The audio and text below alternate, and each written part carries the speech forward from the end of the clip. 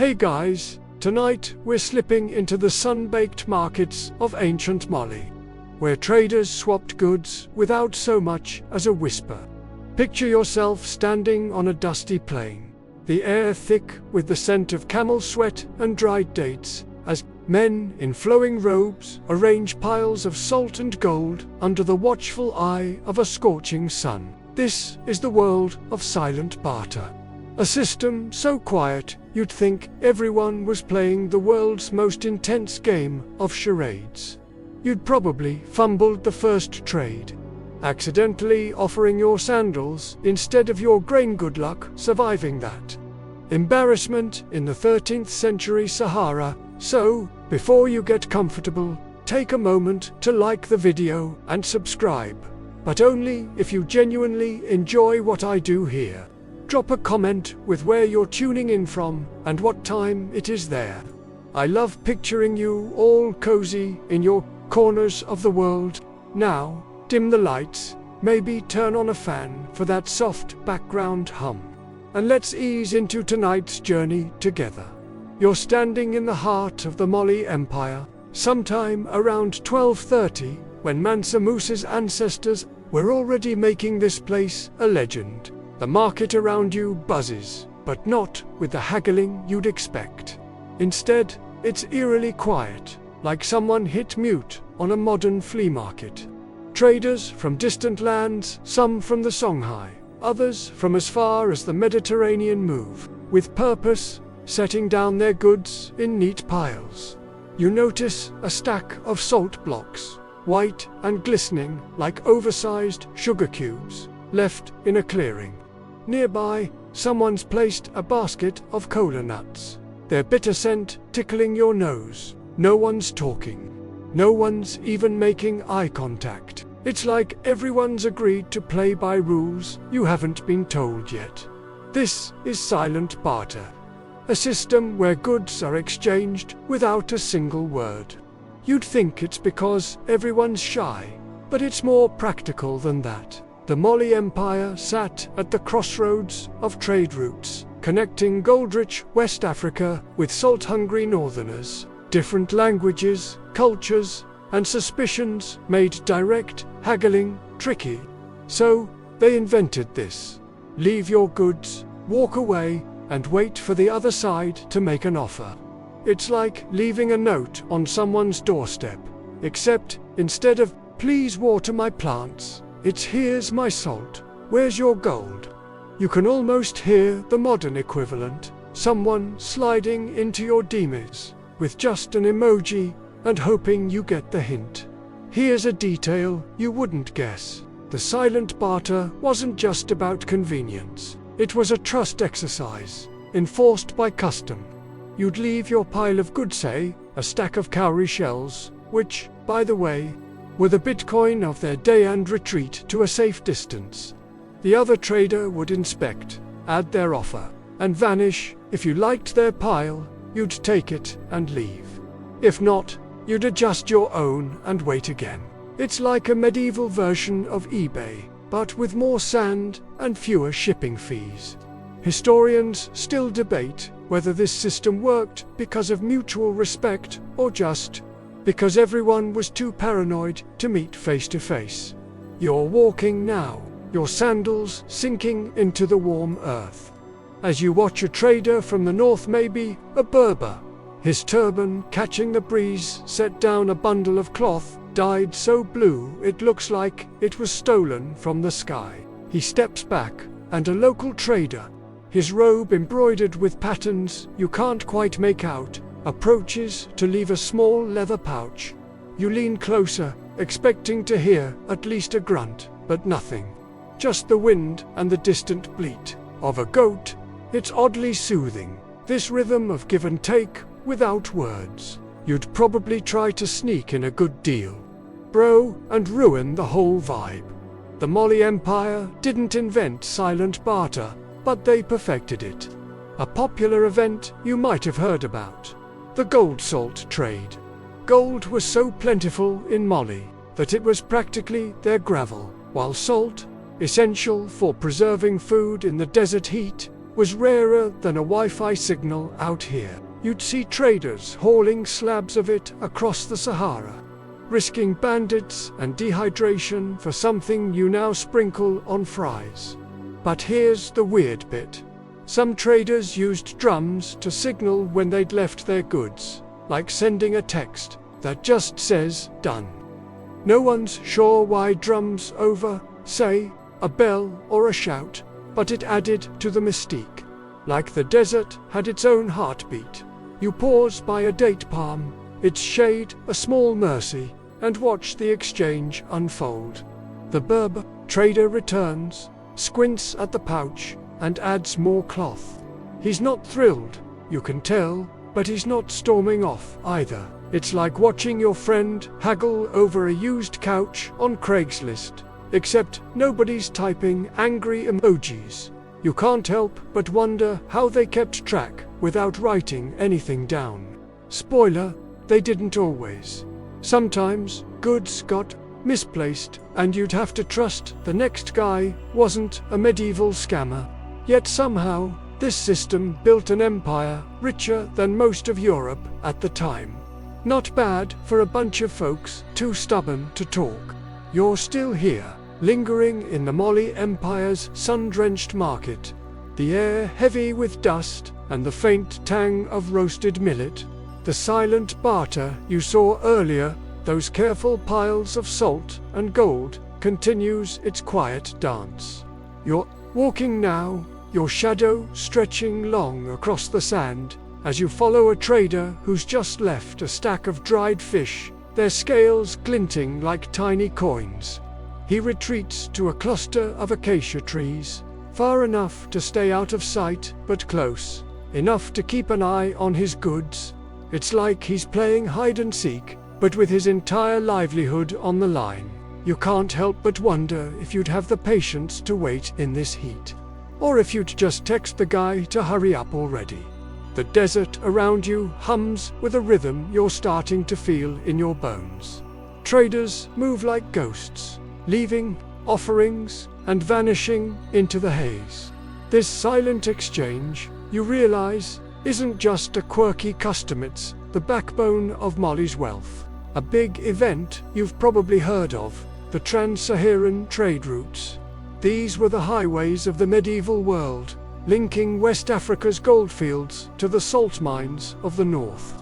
Caravans of camels, loaded with goods, trudged hundreds of miles to make these deals happen. You can almost hear the creak of their saddles, the soft thud of hooves on sand. It's not exactly FedEx, but it got the job done. Here's something odd you wouldn't expect.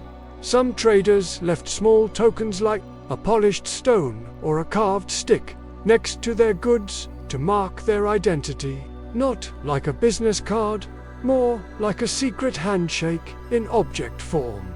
These markers helped regulars know who they were dealing with, even without words.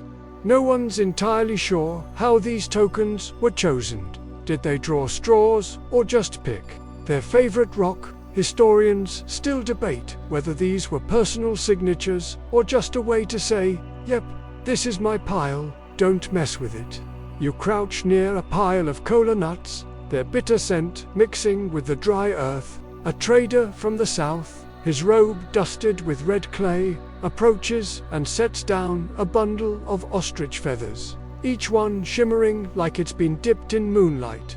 He steps back, and you notice how he avoids looking directly at the other trader's goods. It's not rudeness, it's protocol. Eye contact might mean you're trying to haggle or, worse, cheat. You'd probably accidentally stare too long and start a medieval trade war. The whole setup feels like a trust fall. Except, instead of falling, you're betting your entire camel's worth of goods on someone not ghosting you. The silence isn't just practical, it's cultural. You're starting to notice the little things, the way traders move slowly, deliberately, like they're performing a ritual. The desert itself seems to enforce the quiet, its vastness swallowing any urge to shout. You imagine trying to explain this to your friends back home. "Yeah, I just left some spices in the sand and hoped for the best." They'd think you'd lost it, but here, it works.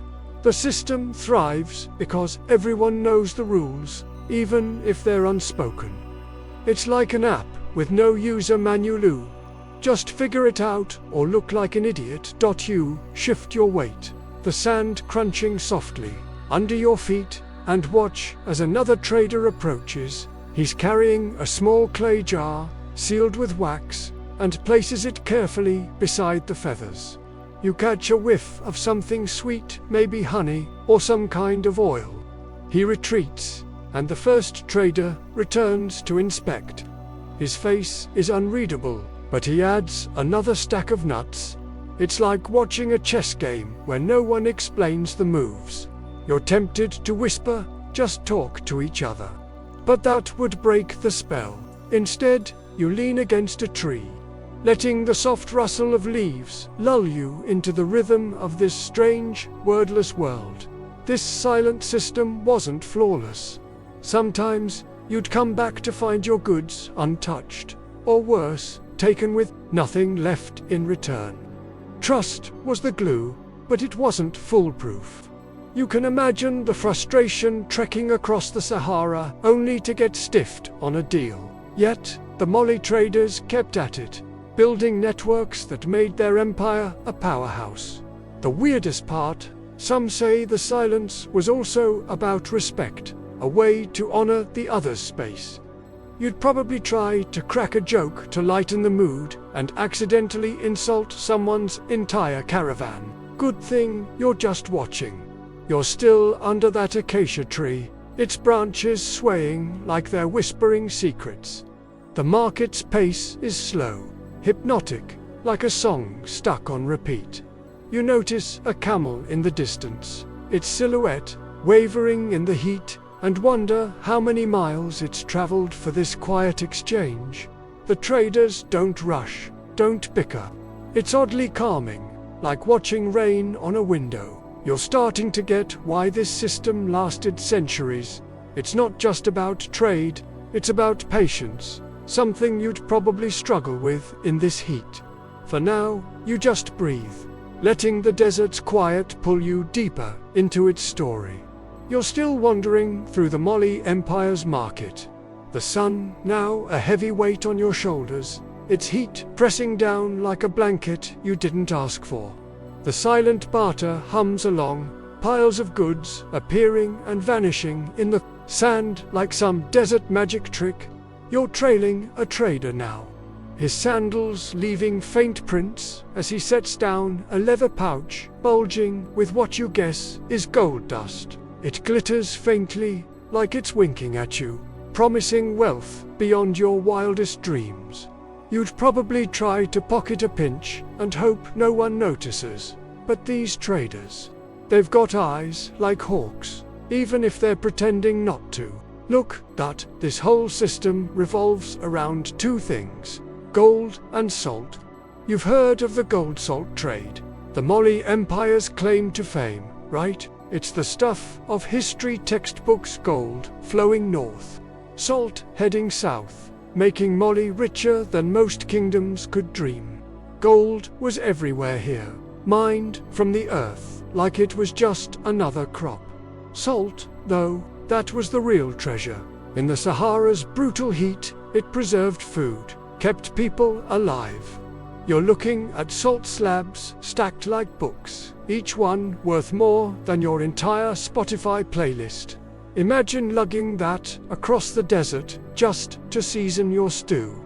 Here's the weird bit: some traders believed salt had mystical powers, like it could ward off bad spirits. They'd sprinkle a little around their goods, not just for trade, but as a kind of desert voodoo. No one's sure if it was superstition or just a way to flex their wealth. But historians still debate whether this was a spiritual ritual or just savvy marketing. Either way, you're staring at a pile of salt like it's a sacred relic. And honestly, in this heat, you get it. You pause by a cluster of date palms, their fronds rustling like they're gossiping about the traders. A man in an indigo robe, probably a Tuareg, his face half hidden by a veil, drops a bundle of dried dates next to the gold pouch. He steps back, quick and quiet, like he's afraid of disturbing the air itself. You're tempted to call out, "Nice move, buddy," but you bite your tongue. The silence is the rule here, and breaking it would be like shouting in a library. Instead, you watch the gold trader return, his eyes narrowing as he inspects the dates. He adds another pouch, smaller this time. It's like a text thread where no one wants to send the last message. The gold salt obsession wasn't just about survival. It was status. You're seeing it now, the way traders arrange their goods with care. Like they're curating an Instagram feed for the 13th century. Gold wasn't just money. It was a flex. A way to say, "Yeah, I've got so much, I can leave it in the sand." Salt, meanwhile, was practical but also a power move. You needed it to live, sure, but trading it in huge slabs. That's like rolling up to a party with a designer bag full of artisanal sea salt. You'd probably try to barter your old phone for a slab and get laughed out of the desert. You shift your weight, the sand warm under your feet, and notice the market's rhythm. It's slow, deliberate, like a heartbeat you can feel but not. Here, the traders move with a kind of grace, their robes catching the breeze. You're starting to get why this silent system worked. Words might have complicated things, started arguments. Without them, it's just goods, trust, and the desert's endless patience. You'd probably mess it up by asking, "Can you make it quick?" But these folks, they've got time. Here's another thing. The gold wasn't always pure. Some traders mixed it with copper to stretch it further, like watering down cheap wine at a party. You can imagine the side-eye when someone caught on, but they couldn't exactly call it out without breaking the silence. It's a gamble, leaving your goods and hoping the other guy plays fair. You're watching the Tuareg trader return, his movements slow as he adds more dates. He's not happy, you can tell, but he's not storming off either. It's like watching your co-worker passive-aggressively rearrange the office fridge. The market stretches out before you, a patchwork of goods under the relentless sun. You can smell the dust, the faint sweetness of dates, the sharp tang of salt. It's hypnotic, this quiet exchange, like watching waves lap at a shore. You're starting to feel the weight of the day, your eyelids heavy, but you're not ready to leave yet. The traders keep moving, their goods telling stories without a single word. You wonder how they kept it all straight. No receipts, no contracts, just trust and a good memory. You'd probably forget where you parked your camel and lose everything. You're still in the Mali Empire's market, the sun dipping lower now, casting golden streaks across the sand like it's trying to join the trade. The air smells of warm earth and something faintly spicy, maybe cumin from a nearby pile of goods. You're watching the silent barter unfold. Piles of salt, gold, and dried fruits swapping places with a rhythm that's starting to feel like a lullaby. You're trailing a new figure now, someone different from the traders you've seen before. This guy's robe is plainer, his movements less flashy, but he's carrying a small clay tablet etched with symbols. He's not trading goods. He's watching, counting, maybe even judging. You'd probably nudge him and ask, "What's the deal?" But you know by now that it'd get you nowhere in this silent world. This is the middleman, the unsung hero of Mali's silent barter. You've heard of the Trans-Saharan trade, right? The big event that made Mali a powerhouse, moving gold and salt across continents. Middlemen were the glue holding it together, ensuring no one got cheated, or, at least, not too badly. They didn't trade themselves, but acted like referees, checking piles, settling disputes without words. Imagine being the guy who has to fix a trade gone wrong without saying a thing. You'd probably end up making frantic hand signals, like you're directing traffic at a music festival. Here's the odd bit. Some middlemen used knotted cords to keep track of trades. Like a medieval spreadsheet made of string, each knot meant something, maybe a pound of gold or a slab of salt. No one's sure how they standardized it across tribes who couldn't even speak the same language. Historians still debate whether these cords were a genius accounting system, or just a fancy way to tie up loose ends. Either way, you're staring at this guy's cord dangling from his belt, and it's weirdly mesmerizing. Like watching someone knit in slow motion. You step closer, careful not to kick up too much dust, and watch the middleman crouch by a pile of cowrie shells. He's inspecting a stack left by a trader from the north, probably a Berber, judging by the indigo stains on his fingers. The middleman adjusts the pile, moving a few shells to one side, then steps back. Another trader approaches, glances at the adjustment, and adds a small sack of millet. It's like they're playing a game of chess with grain and shells. And the middleman's the one making sure no one flips the board. You'd probably try to sneak a shell as a souvenir and get caught instantly. These middlemen weren't just accountants, they were diplomats. You're noticing how they move between groups, their presence calming, like a teacher walking into a rowdy classroom. They carried no weapons, just their cords and tablets, yet they commanded respect. It's like they had a vibe that said, "Don't mess with me, I know exactly how many nuts you owe." You can feel the tension ease when the middleman's around, the trader's shoulders relaxing just a bit. It's soothing, this unspoken trust, like watching someone fold laundry perfectly. You're leaning against a gnarled acacia tree now, its bark rough under your palm, as the middleman moves to another pile. This one's got cola, nuts, and a small clay jar, maybe oil, judging by the faint sheen on its surface. He checks it, nods to himself, and adjusts a single nut. It's precise, almost fussy, like your friend who color codes their fridge. You're tempted to whisper, "Lighten up, it's just a nut." But you don't. The silence is sacred here. And even the middleman's movements feel like part of the desert's quiet pulse. Here's another thing middlemen sometimes left, their own markers, tiny clay tokens shaped like animals or stars to signal their approval. You're picturing a trader finding a little clay camel next to their goods and knowing the deal's legit. It's like getting a gold star from your boss, except your boss is a guy with a rope and zero patience for nonsense. You're watching the middleman drop a token now, a small disc with a crescent moon etched into it. It's oddly satisfying, like clicking confirm on an online order. The market stretches out around you. The sun, now a soft glow on the horizon, painting the sand in shades of amber. You can hear the faint rustle of robes, the occasional snort of a camel in the distance. The middleman's work is slow, deliberate, like he's got all the time in the world. You're starting to feel it, too, this unhurried pace, the way the desert seems to slow your heartbeat.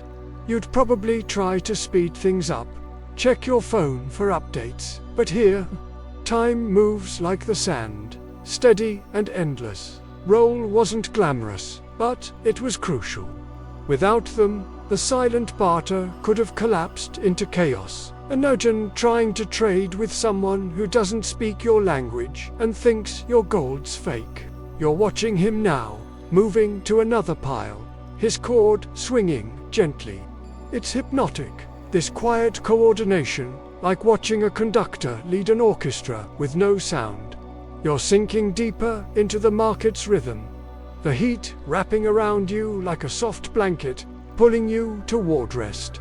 You're still here, weaving through the Molly Empire's market. The air now cooler as the sun sinks below the horizon, leaving a soft purple glow over the sand. The scent of roasted cola nuts lingers, mixing with the dusty warmth of the earth. You're in Timbuktu now, the heart of Molly's trade, where silent barter isn't just a system, it's the pulse of the city. You're walking past piles of goods, salt slabs stacked like library books, bundles of indigo cloth, and baskets of dried fish that smell like a low-tide beach. The traders move like shadows, their robes whispering against the sand. You'd probably trip over a pile of cowrie shells and make a scene.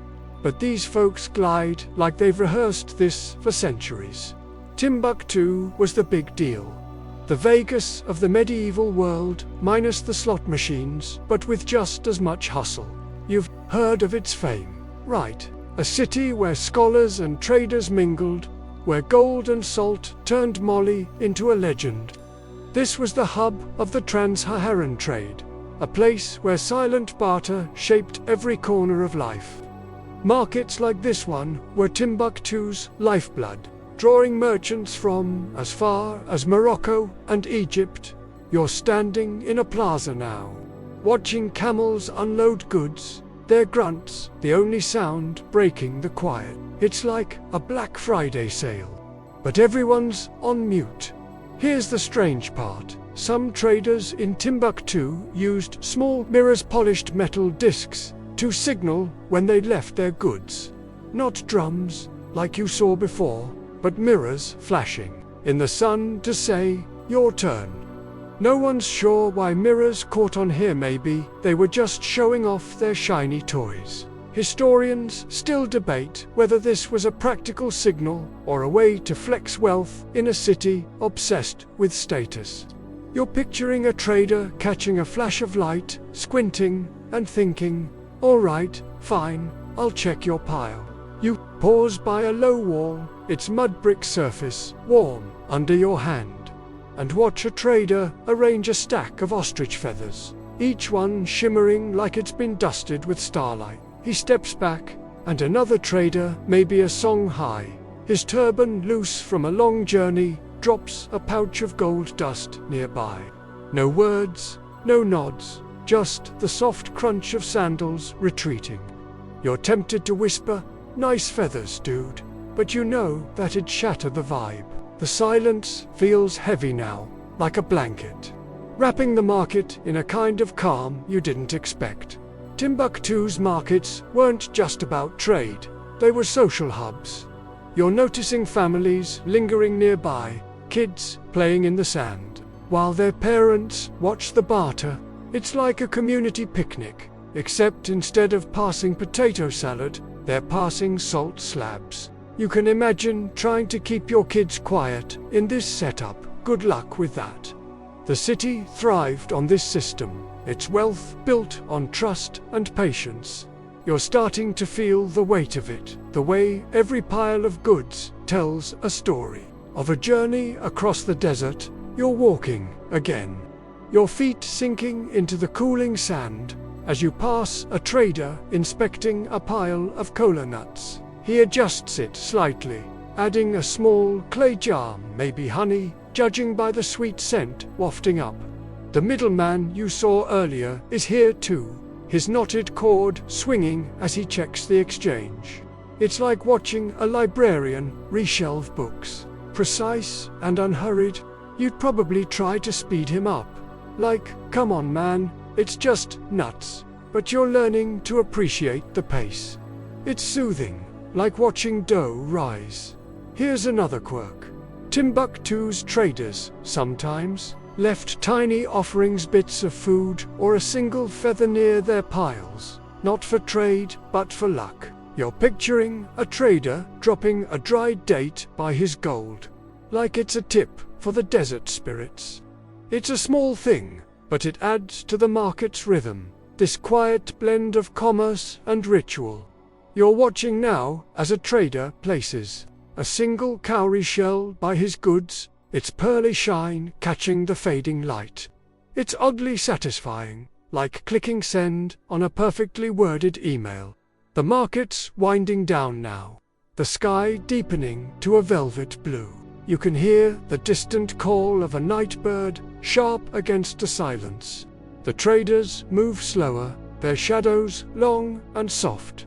You're feeling it too, this pull to slow down, to let the day's heat fade into something gentler.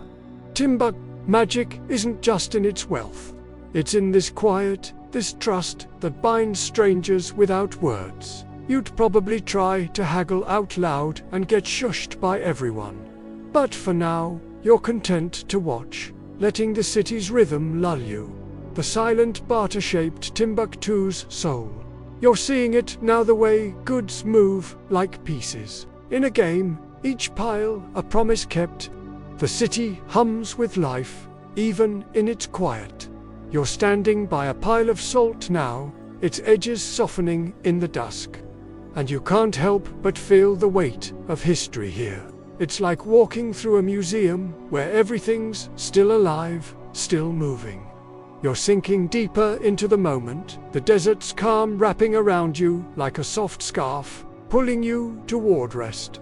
You're still in Timbuktu's market, the night air settling over you like a cool, soft veil, carrying the faint scent of burning wood and dried herbs. The stars are out now, pinpricks of light above the sand, and the silent barter continues. Its quiet rhythm, piles of goods glowing faintly in the moonlight. You're walking slowly, your sandals brushing the earth, as you watch traders move with the grace of dancers who've forgotten the music. The piles, salt, gold, feathers, sit like offerings to some desert god. And you're starting to feel the weight of this place, its unspoken rules wrapping around you like a whisper. You'd probably try to ask someone for directions and get nothing but a blank stare. Good luck navigating this wordless world. The silent barter wasn't just about trading goods. It was a cultural dance, bound by customs you're only now starting to understand. You've heard of Mansa Musa, right? The Mali emperor whose gold-heavy pilgrimage to Mecca in 1324 crashed Egypt's economy. Yeah, that guy. His wealth came from markets like this, where silent barter was king. But it wasn't just about piling up riches. It was about following rules so old no one remembers who wrote them. These customs kept the peace, made strangers trust each other across deserts and languages. You're seeing it now, the way every move feels deliberate. Like a ritual you're not fully invited to. Here's the odd bit. Some traders left a single pebble on their pile. Not for trade, but as a sign of respect. Like saying, I trust you. Let's keep this fair. No one's sure if it was a nod to ancestors or just a quirky habit. But historians still debate whether these pebbles were symbolic or just a way to mark territory without a fight. You're staring at a small, smooth stone on a pile of cola nuts, and it's weirdly calming, like finding a post-it note that just says, chill. You pause by a mud brick wall, its surface cool against your palm, and watch a trader in a flowing robe, maybe a Fulani, his belt heavy with beads, set down a bundle of dried millet stalks. He steps back, quick and silent, like he's avoiding a ghost. Another trader approaches, leaving a small leather pouch that smells faintly of frankincense. No one looks at each other, but there's a rhythm to it, like they're all tuned to the same silent frequency. You'd probably try to crack a joke about the weather to break the tension. But you're learning to let the quiet do the talking. These rules weren't written anywhere, you're noticing that now. It's all in the way traders move, the way they place their goods with care, like they're arranging flowers. You can imagine trying to learn this system, fumbling your first trade and leaving a pile of socks instead of salt. The customs were strict but invisible, passed down through generations like a family recipe no one bothers to measure. It's soothing, this unspoken agreement, like watching someone knit a scarf you know you'll never wear but still admire.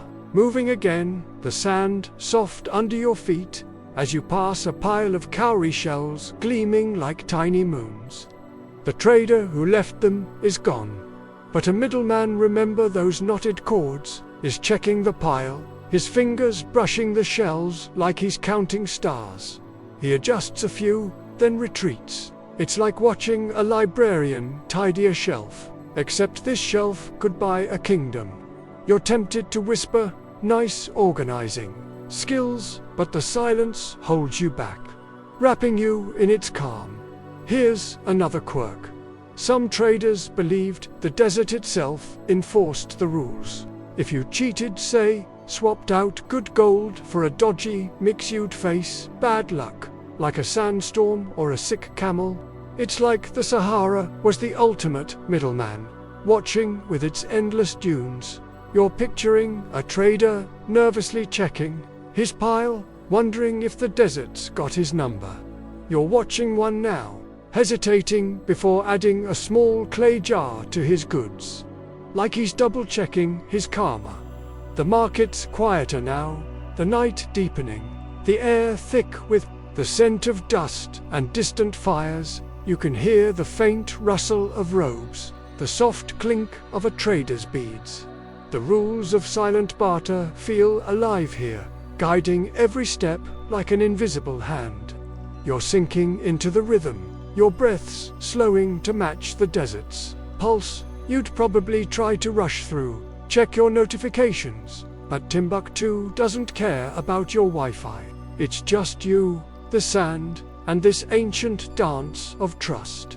The customs held this system together, but they weren't foolproof. You're noticing the tension in some traders' movements, the way they linger a bit too long near their piles. Trust was key, but suspicion was never far off. You're watching a trader now, his eyes darting as he inspects a pile of salt slabs. He adds a single feather, then backs away, like he's testing the waters. It's hypnotic, this careful balance of faith and caution, pulling you deeper into the market's quiet spell. You're still drifting through Timbuktu's market. The night air now thick with the scent of cooling sand and the faint, smoky trace of a distant fire. The stars overhead glitter like scattered coins, mirroring the piles of goods below. Salt, gold, cowrie shells, all arranged with a precision that feels almost sacred. You're weaving between these silent offerings, your footsteps muffled, as you watch traders move like figures in a dream, their robes catching the moonlight. The silent barter hums along, its rhythm pulling you deeper into this wordless world. You'd probably try to snap a selfie with a pile of salt and accidentally knock it over. But these traders, they're all focus, no fuss. The tools of this trade aren't what you'd expect. You've heard of the Trans-Saharan caravans, right? The big event where camels hauled wealth across the desert, making Mali a medieval superpower. But it's not just about the goods. It's about how they made this silent system work. Traders didn't just dump their stuff and hope for the best. They used specific items to signal their offers, like props in a play no one rehearses. You're noticing now, small baskets, woven so tightly they could hold water, or leather pouches, tied with intricate knots. It's like they're leaving post-it notes, but instead of "buy milk," it's "here's my gold, your move." Here's the strange bit. Some traders used carved wooden sticks, notched with patterns, to mark their piles. These weren't just decorations, they were like barcodes, telling others how much they were offering or what they wanted. No one's sure if every trader understood every pattern, or if they just winged it and hoped for the best. Historians still debate whether these sticks were a universal code or just a local quirk that confused outsiders. You're staring at one now, its notches catching the moonlight, and it's oddly hypnotic. Like scrolling through a spreadsheet you don't quite understand. You pause by a pile of cola nuts, their bitter scent sharp in the cool air, and watch. A trader set down a small clay pot, its surface etched with tiny spirals. He places a notched stick beside it, then retreats, his shadow blending into the dark. Another trader approaches, squints at the stick, and adds a bundle of dried fish, their scales glinting like sequins. No words, just the soft rustle of goods changing hands. You'd probably try to ask, "What's the stick mean?" and get nothing but silence fitting. Really, for this market, these tools weren't just practical. They were part of the ritual. You're seeing it now, the way traders handle their baskets and pouches with care, like they're arranging a still life painting. It's like watching someone set a dinner table for guests who never speak. You can imagine trying to join in, fumbling with a stick and accidentally signaling you're offering your entire camel. The tools made the silence work, turning a risky exchange into something almost elegant. It's soothing, this quiet precision, like folding origami in slow motion. You're moving again, the sand cool under your feet as you pass a pile of salt slabs, each one smooth and pale like a slab of moonlight. A middleman, remember those knotted cords, is nearby, checking a leather pouch with a carved stick tucked into its tie. He adjusts it slightly, then steps back, his movements calm and deliberate. It's like watching a barista tamp down coffee grounds, except this guy's brewing trust, not espresso. You're tempted to whisper, "Nice stick, bro," but the silence holds you, wrapping you in its gentle grip.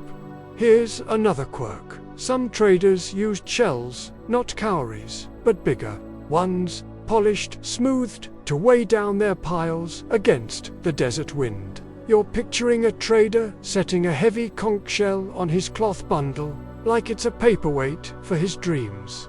It's a small thing, but it adds to the market's rhythm, this blend of practicality and beauty. You're watching one now, a trader placing a shell on a stack of indigo cloth, its surface gleaming like it's been kissed by the sea. It's satisfying, like clicking a pen just right. The market's quiet now, the night deepening, the air heavy with the scent of dust and distant smoke. You can hear the faint shuffle of sandals, the occasional clink of a trader's beads. The tool sticks, baskets, shells tie this system together, making the silence not just possible but poetic. You're sinking into the rhythm, your breaths slowing to match the desert's pulse. You'd probably try to rush through, check your phone for updates, but Timbuktu's got no use for your notifications. It's just you, the sand, and this ancient art of trust. The tools weren't foolproof, though. You're noticing the occasional frown, the way a trader hesitates before adding to a pile. A misread stick or a misplaced shell could spark confusion, maybe even a grudge.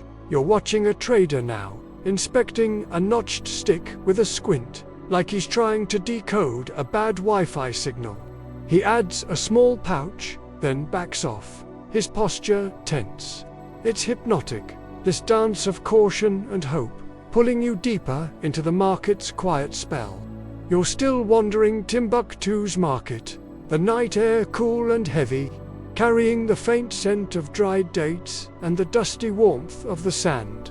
The stars above glitter like a spilled pouch of gold dust, and the silent Barter hums along, its rhythm as steady as a heartbeat.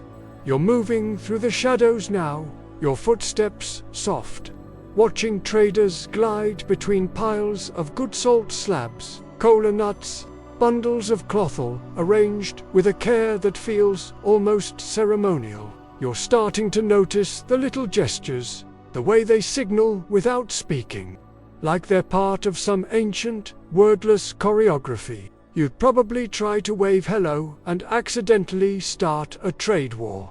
But these folks move with a quiet confidence you can't help but admire.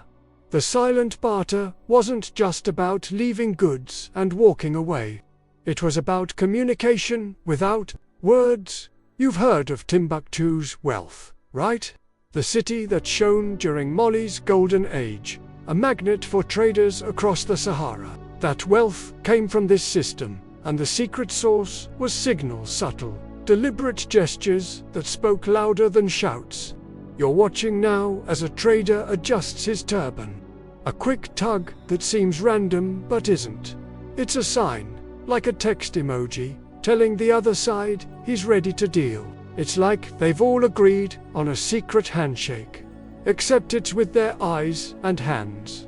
Here's the odd bit. Some traders used a specific nod, head tilted slightly. Chin up to signal they accepted a pile.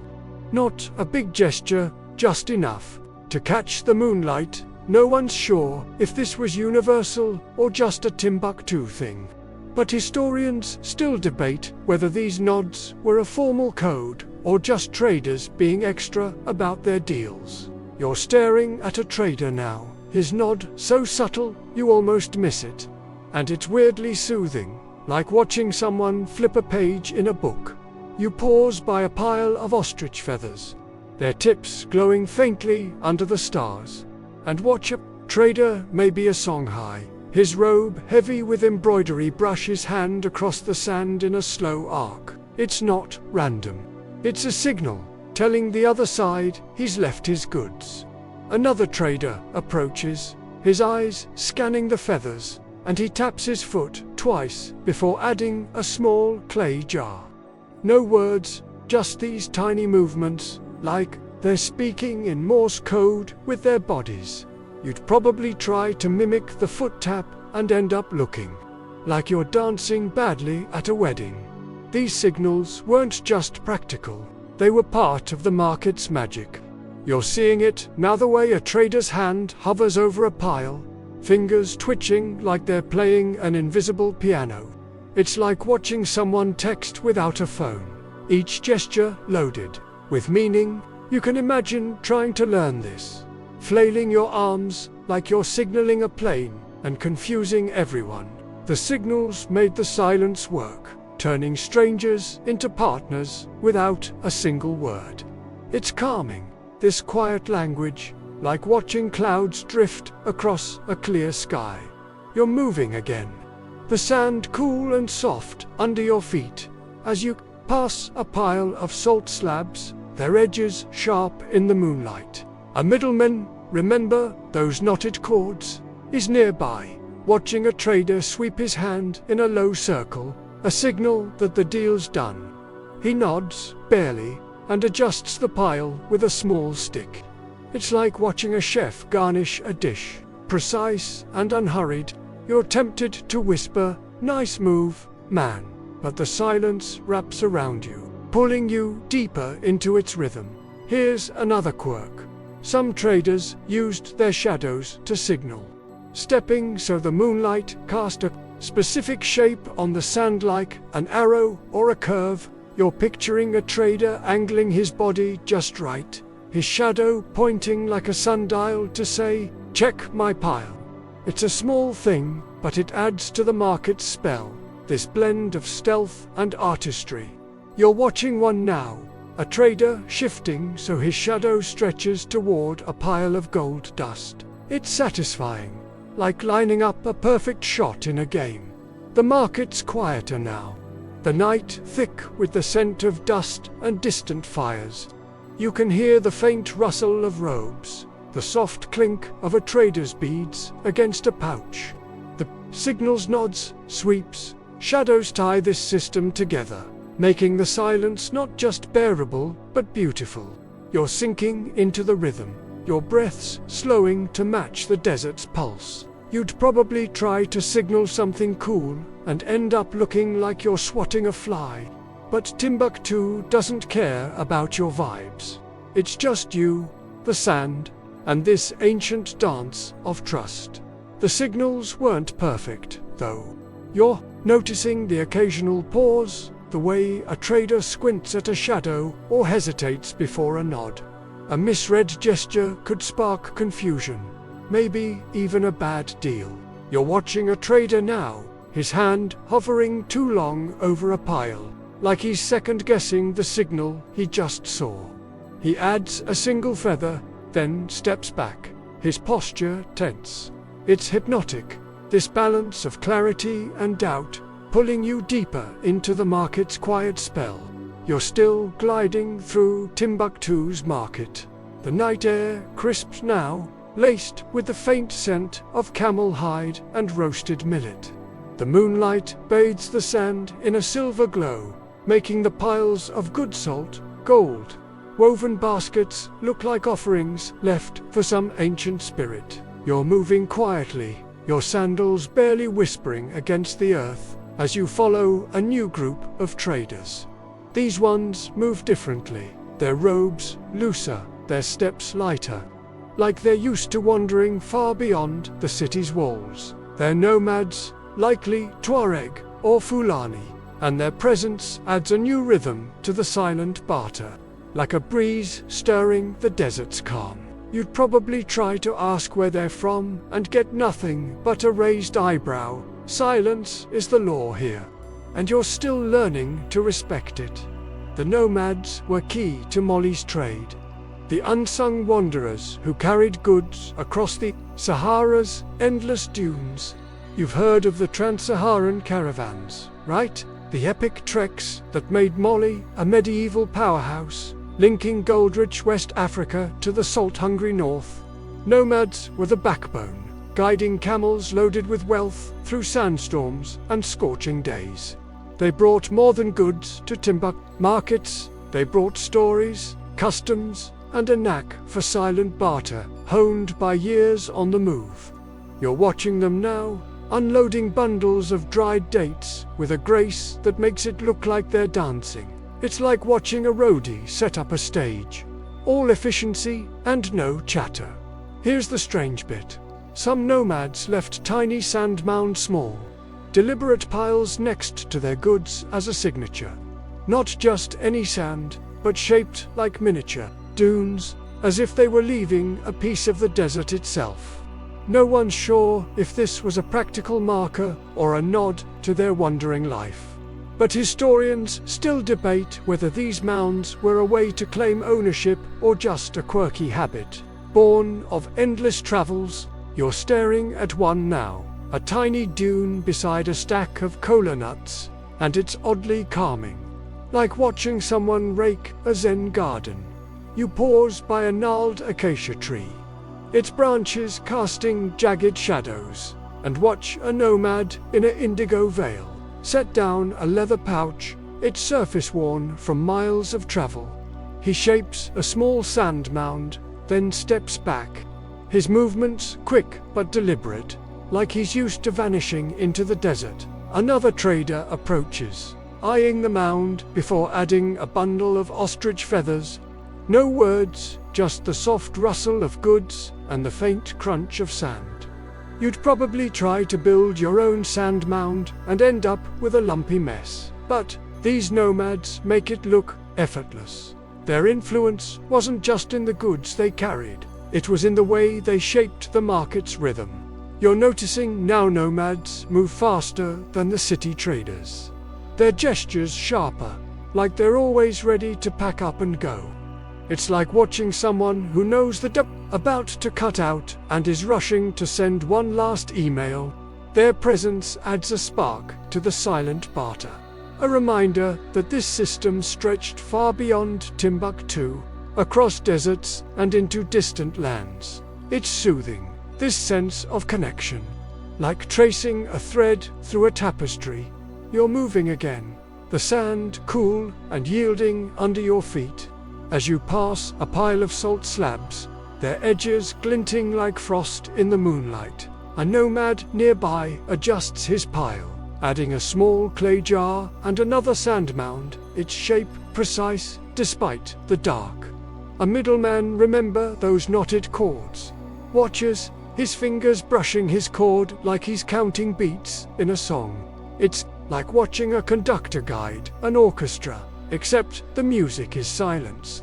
You're tempted to whisper, "Nice mound, dude."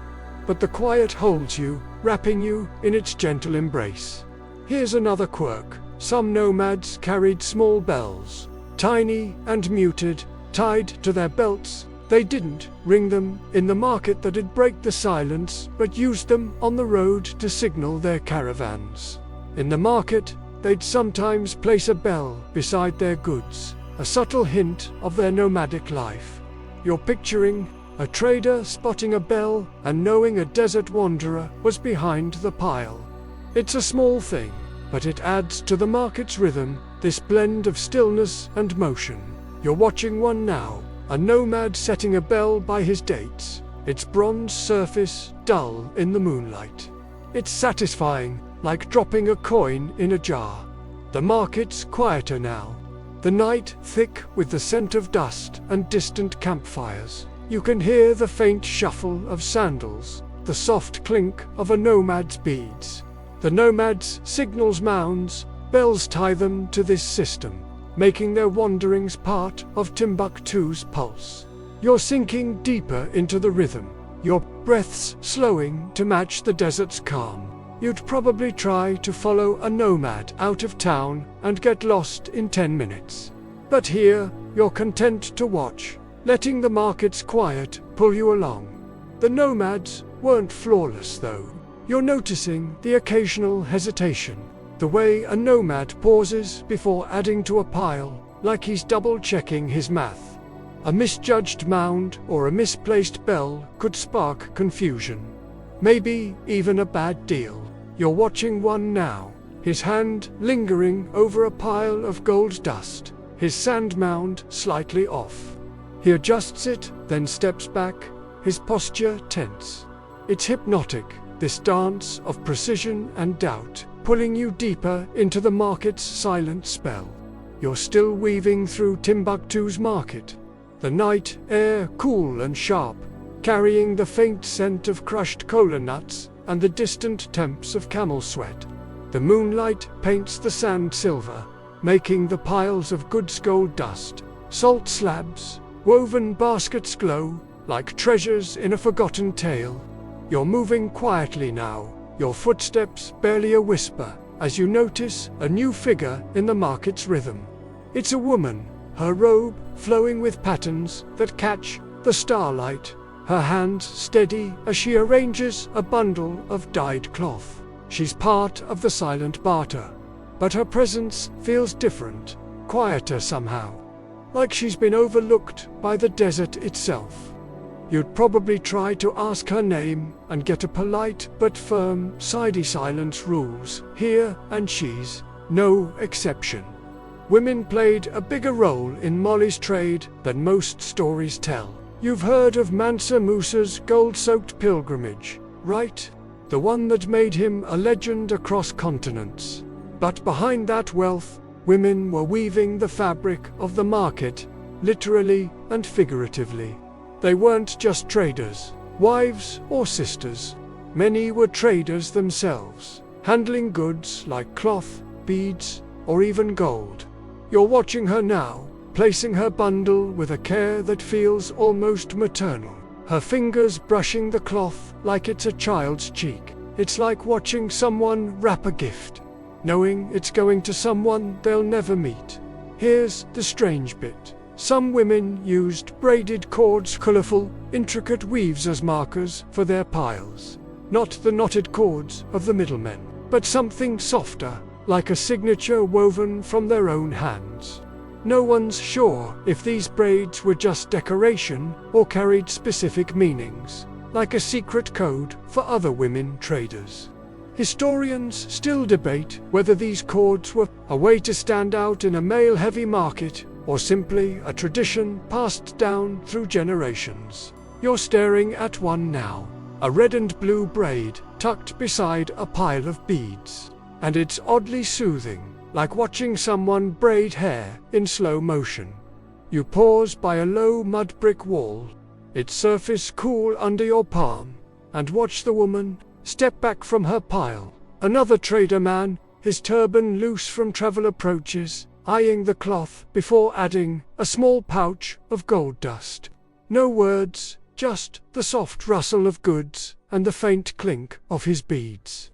She returns, checks the pouch, and adjusts her pile with a single strip of cloth. It's like watching a chess game where every move is deliberate, and you're tempted to whisper, "Nice play," but the silence holds you, wrapping you in its calm. Women weren't just traders, They were networkers. You're noticing now, pile is near others, tended by women, their goods marked with similar braids. It's like they've carved out their own corner of the market, a quiet alliance in this wordless world. You can imagine trying to join in, fumbling with a braid and accidentally signaling you're selling your sandals.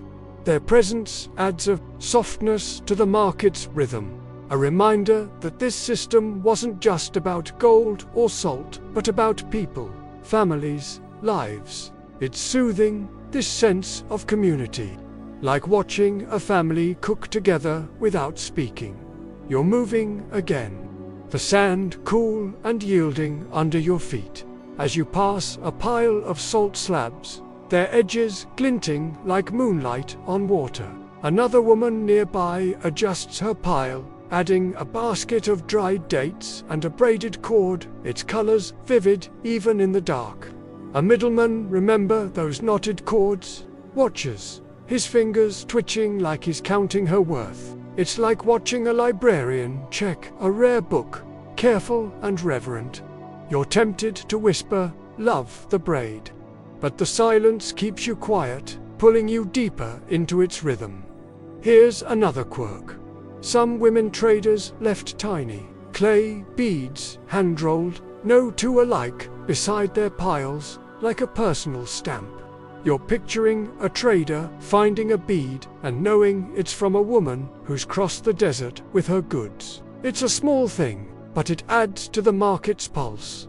This blend of craft and commerce. You're watching one now, a woman placing a bead by her cloth, its surface catching the starlight. It's satisfying, like dropping a pebble into a still pond. The market's quieter now, the night thick with the scent of dust and distant fires. You can hear the faint rustle of robes, the soft clink of a trader's beads. Women's contributions, braids, beads, tie them to this system, making their work part of Timbuktu's heartbeat. You're sinking into the rhythm, your breaths slowing to match the desert's calm. You'd probably try to trade your phone for a braid and get laughed out of the market. But here, you're content to watch, letting the quiet pull you along.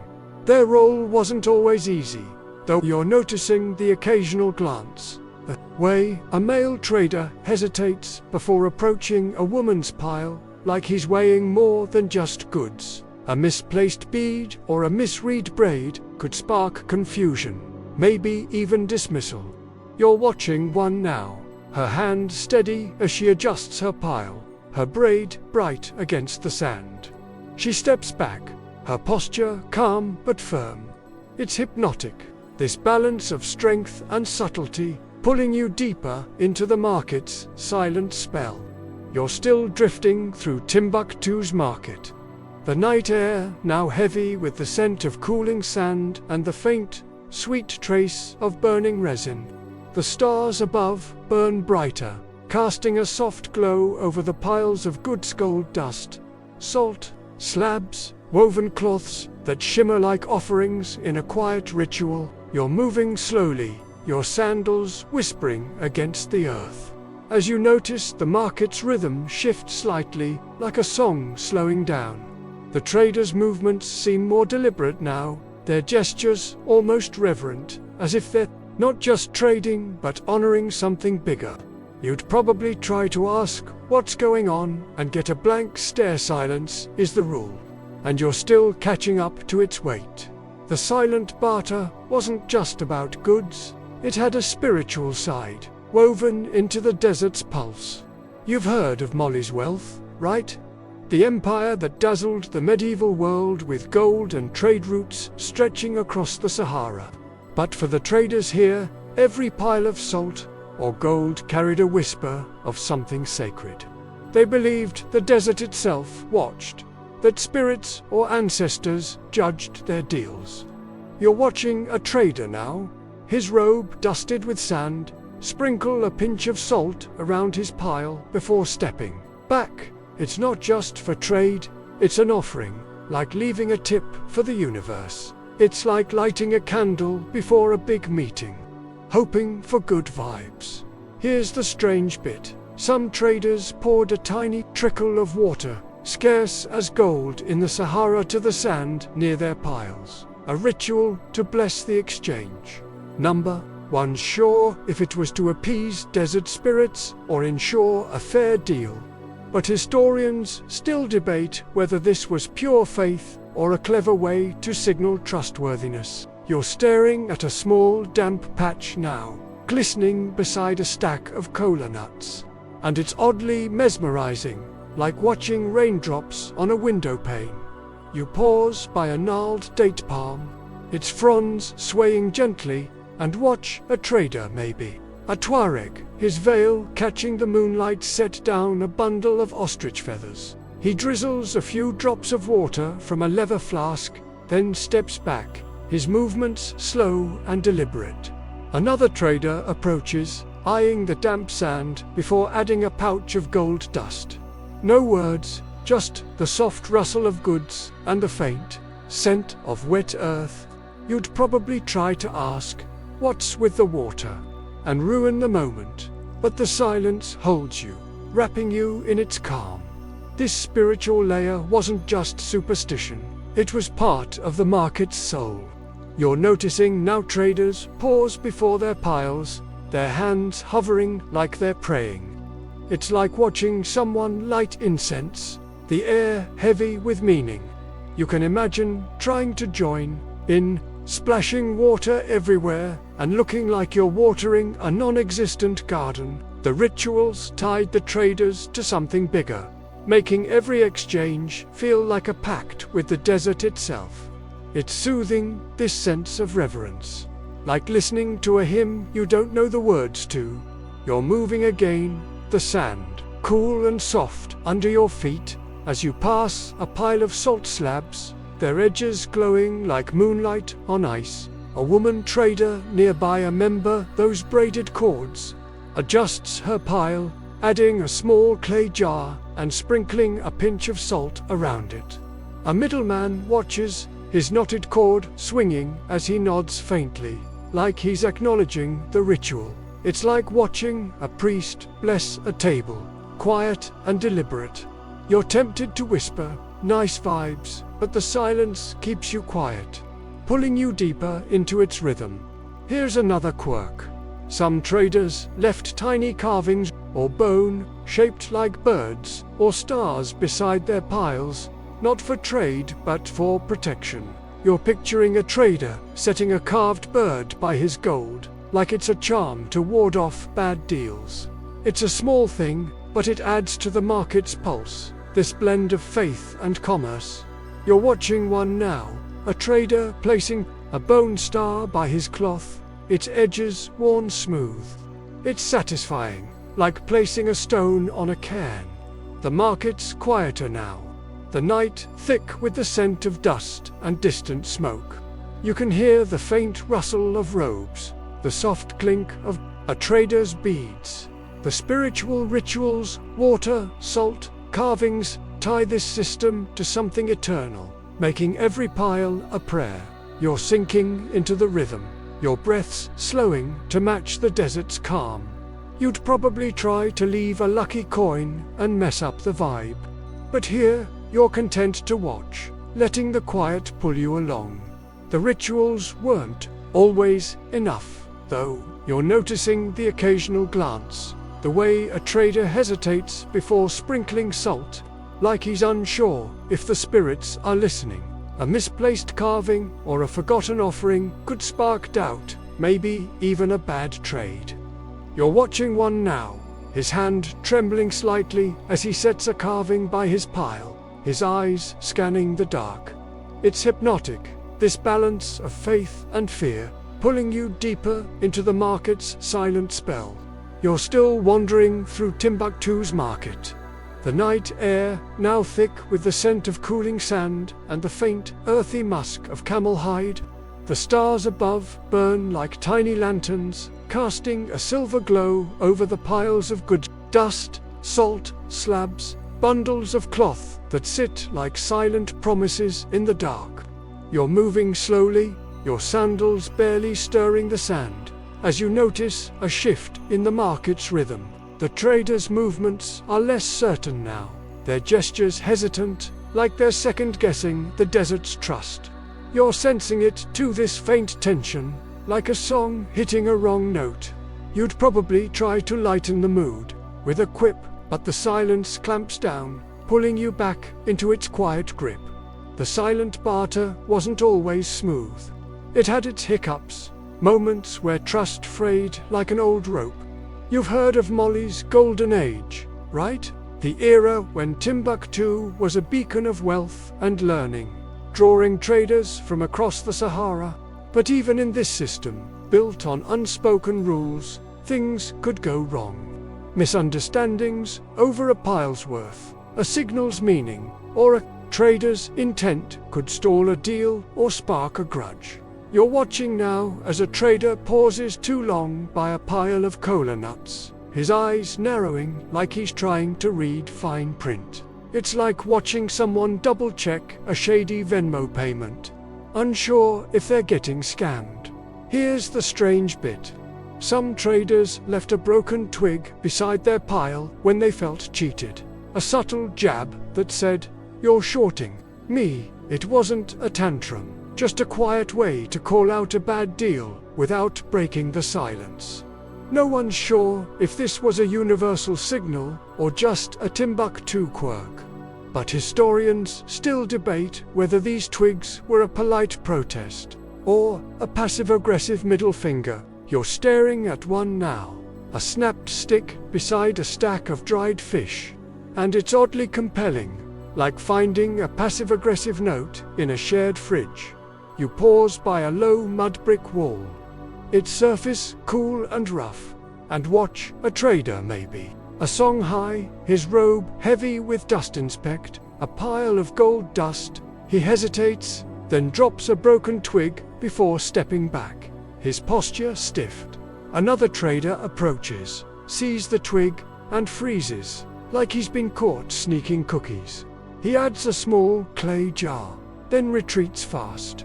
No words, just the soft crunch of sand and the faint clink of beads.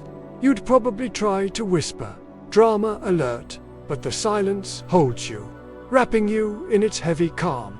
These challenges weren't just annoyances. They tested the system's core. You're noticing now the way traders glance at each other's piles, their hands twitching like they're itching to speak. It's like watching a group chat where everyone's typing but no one hits send. You can imagine trying to fix a bad trade, waving your arms like you're flagging down a cab, only to make things worse. The silence forced patience, but it also hid frustrations, leaving room for doubt to creep in.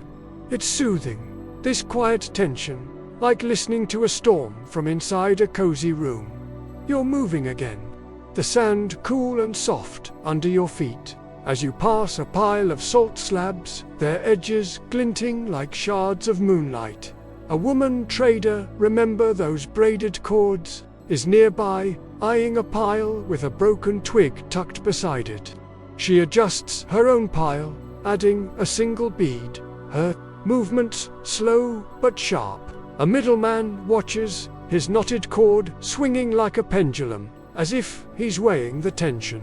It's like watching a referee at a chess match, ready to step in but holding back. You're tempted to whisper, "Spill the tea," but the silence keeps you still, pulling you deeper into its rhythm. Here's another quirk. Some traders marked disputed piles with a single feather, its tip bent to signal something was off. You're picturing a trader spotting a bent feather and knowing the deal's gone sour, like getting a "we need to talk" text. It's a small thing, but it adds to the market's pulse. This blend of trust and suspicion. You're watching one now, a trader placing a bent feather by his gold dust, its curve stark against the sand. It's satisfying, like crossing out a bad idea in a notebook. The market's quieter now, the night thick with the scent of dust and distant fires. You can hear the faint rustle of robes, the soft clink of a trader's beads. The challenger's quig's feathers show the cracks in this system, but also its resilience. holding together through trust and patience. You're sinking into the rhythm, your breaths slowing to match the desert's calm. You'd probably try to mediate a dispute and end up confusing everyone. But here, you're content to watch, letting the quiet pull you along. The challenges didn't break the system, but they left scars. You're noticing the occasional frown, the way a trader lingers too long by a pile, like he's debating whether to walk away. A misread signal or a misplaced twig could turn a deal sour, leaving both sides wary. You're watching one now, his hand hovering over a pile with a bent feather, his eyes scanning the dark for answers. It's hypnotic, this dance of doubt and hope, pulling you deeper into the market's silent spell. You're still lingering in Timbuktu's market. The night air, now heavy with the scent of cooling sand and the faint, bitter temps of cola nuts. The stars above glow like scattered embers, casting a soft light over the piles of goods gold dust, salt slabs, woven baskets that sit like ghosts in the dark. You're moving slowly, your sandals whispering against the earth, as you sense a change in the market's rhythm. The traders' movements are fewer now, their piles smaller, like the desert itself is growing tired. There's a quiet unease, a feeling that this silent barter, once the heartbeat of Molly, is starting to fade. You'd probably try to ask someone what's happening and get nothing but a shrug. Silence still rules. But it's starting to feel fragile. The silent barter didn't last forever. New trade routes and changing times began to erode it. You've heard of the Molly Empire's peak, right? When Timbuktu was a global hub, its markets buzzing with gold and salt, drawing traders from across continents. But by the late medieval period, new paths, coastal routes, European ships started pulling trade away from the Sahara. These changes made face-to-face haggling more common, chipping away at the silent system. You're watching now as a trader sets down a modest pile of dried dates, his movements slow, like he's mourning something. It's like watching someone pack up a house they've lived in for years. Here's the strange bit. Some traders started leaving. Fewer markers like those notched sticks or braided cords, as if they sensed the system was slipping. Instead, they'd just pile their goods and walk away, relying on old trust but with less ceremony. No one's sure if this was laziness or a sign of fading faith, but historians still debate whether it was a practical shift or a quiet surrender to change. You're staring at a pile now, just salt slabs, with no stick or braid, and it's oddly poignant, like finding an empty photo frame. You pause by a gnarled acacia tree, its branches casting faint shadows, and watch a trader, maybe a Fulani, his robe worn thin, inspect a pile of gold dust. He hesitates, then adds a single feather, its tip unbent, like he's clinging to the old ways. Another trader approaches, glances at the pile, and adds a small clay jar, but there's no signal, no nod. It's like they're going through the motions, and you're tempted to whisper, "You okay, buddy?" But the silence holds you, wrapping you in its fading calm. The decline wasn't sudden. It was a slow drift. You're noticing now fewer traders, smaller piles, less of that careful choreography you saw before. It's like watching a party wind down, the energy leaking out as people leave. You can imagine trying to keep the vibe alive, waving your arms like you're hyping a crowd, but the desert doesn't care. The silent barter was losing ground to louder, faster trades, ones with words, contracts, and coins.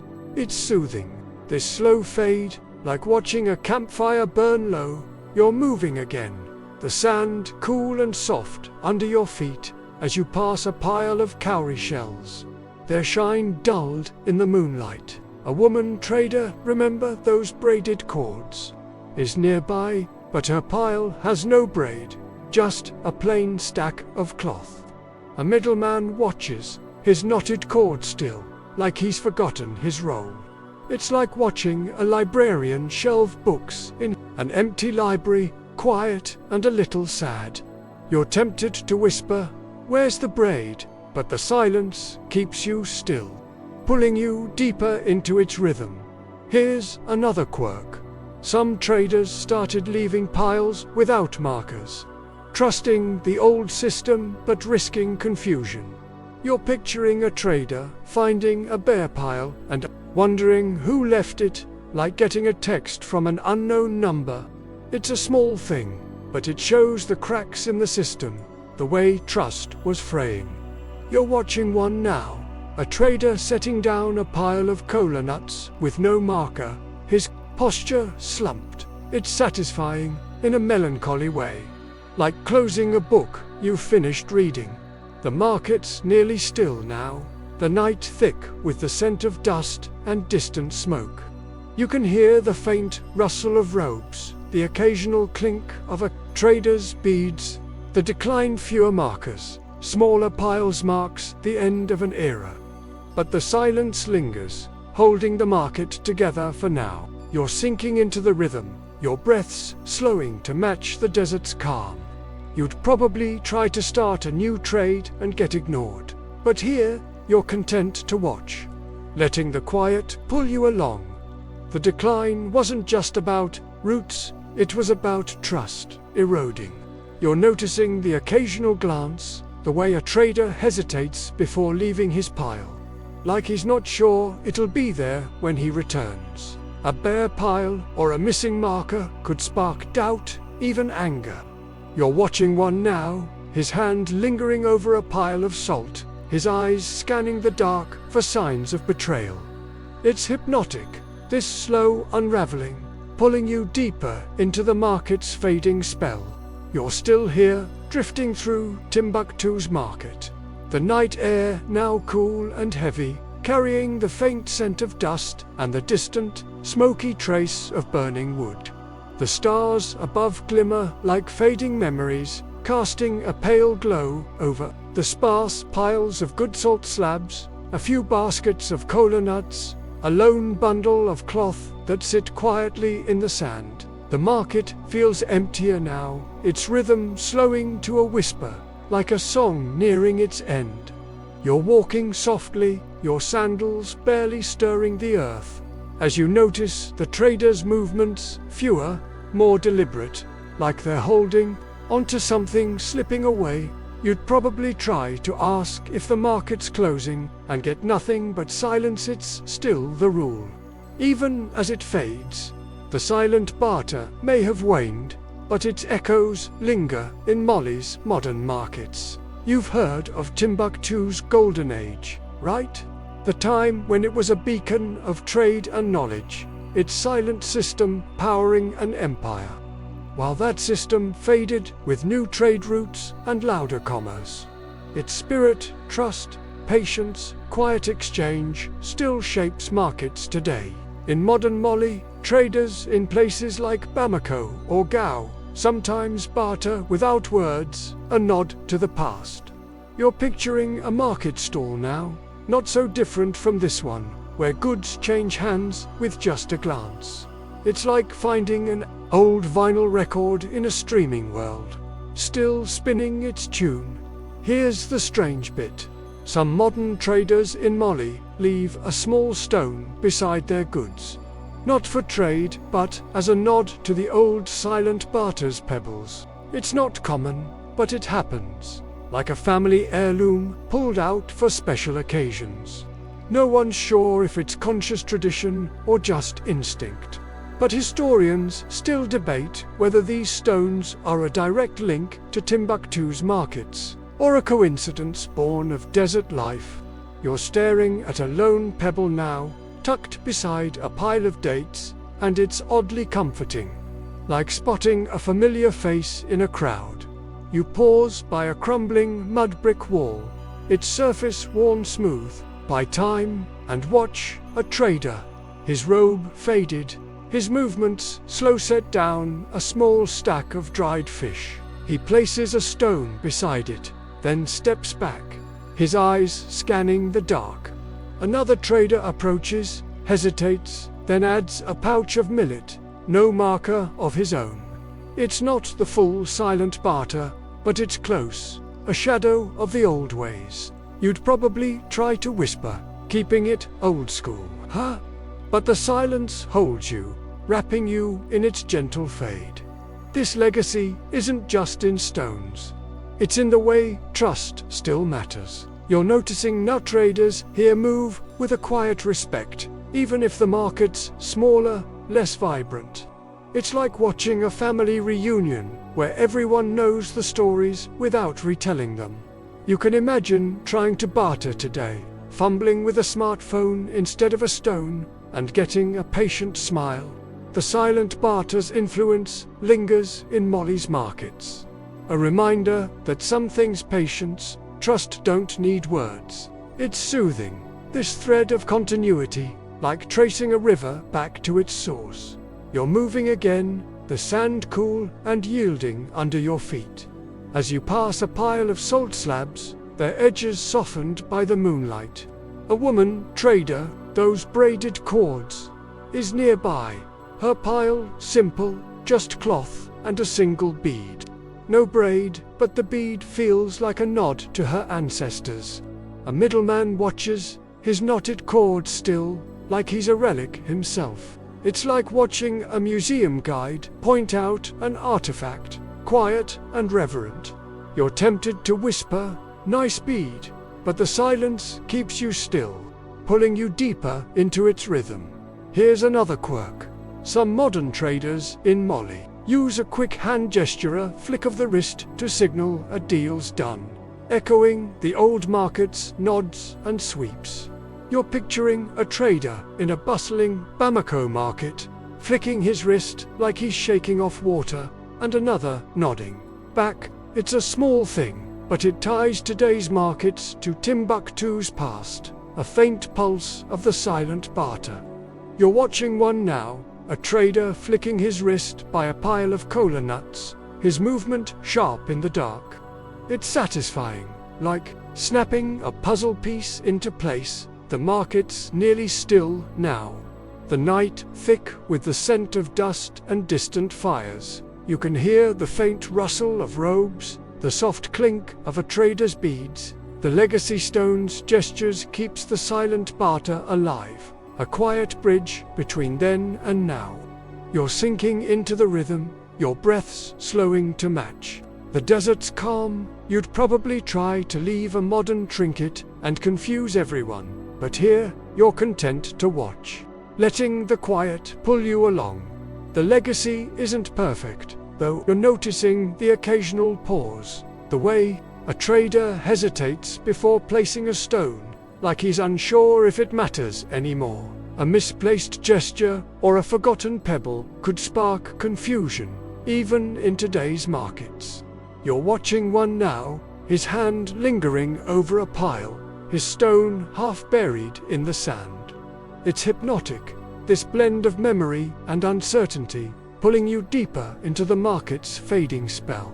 You're still standing in Timbuktu's market, the night air now cool and still, heavy with the scent of dust and the faint, lingering trace of roasted cola nuts. The stars above are sharp, like tiny sparks frozen in the sky, casting a faint glow over the few remaining piles of good salt slabs. A single basket of dates, a worn bundle of cloth that sit quietly in the sand. The market is nearly empty now, its rhythm faded to a soft hum, like the last notes of a lullaby. You're moving slowly, your sandals brushing the earth.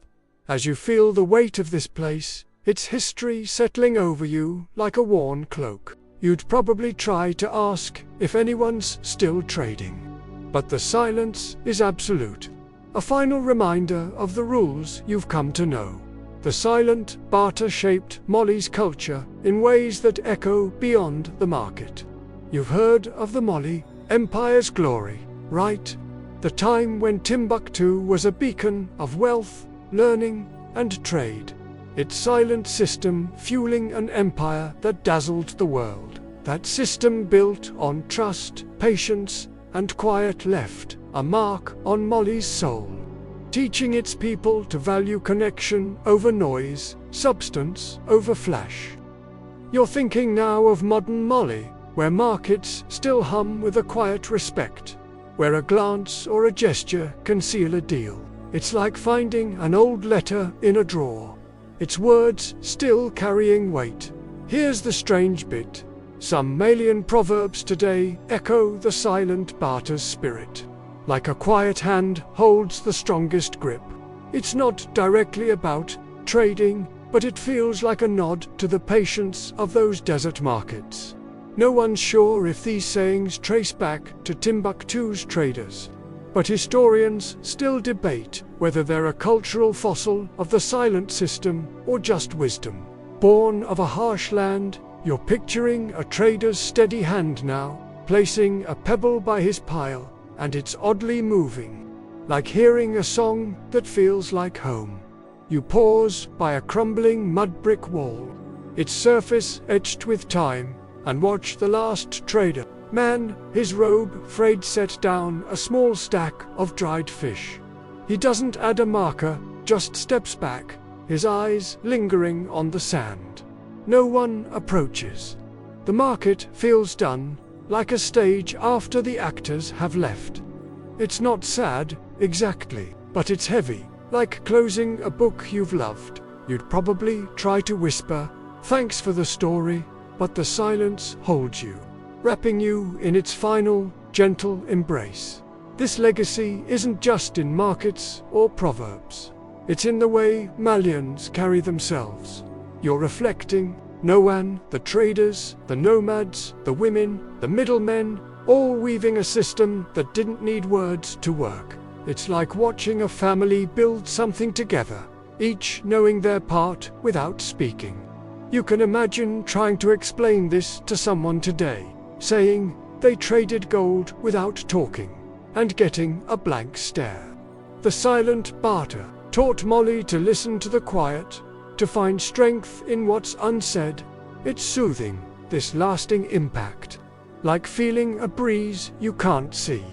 You're standing still now, the sand cool and soft under your feet as you look out over the empty market. A single salt slab sits alone, its edges worn by the wind. No traders, no middlemen, just the desert and its stories.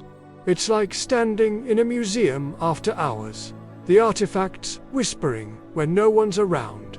You're tempted to leave something, a coin, a note, but you don't. The silence feels complete, pulling you deeper into its rhythm one last time. Here's another quirk. Some Malian storytellers today with tales of silent traders, shadowy figures who move through markets without speaking, leaving wealth in their wake. You're picturing a griot by a fire, his voice low, spinning a story that feels like this market. It's a small thing, but it ties the past to the present, a thread of the silent Barter's magic. You're imagining that story now, its words, painting the sand and stars. It's satisfying, like finishing a puzzle with one piece left. The market's gone quiet, the night thick with the scent of dust and distant fires. You can hear the faint rustle of the wind, the soft sigh of the desert, settling. The silent Barter's impact, proverbs, stories, a quiet strength, lives on, a gift from Timbuktu to the world. You're sinking into the moment, your breaths slowing to match the desert's calm. You'd probably try to take a photo and ruin the vibe, but here you're content to stand, letting the quiet hold you. The legacy isn't without flaws. You're thinking of the challenges, misread signals, fading trust that tested the system, and how they echo in modern markets where trust can still falter. But the silent Barter spirit endures, a reminder to pause, to listen, to trust. You're feeling it now, the weight of this history, its lessons soft but clear. It's hypnotic, this final reflection, pulling you deeper into the desert's timeless spell.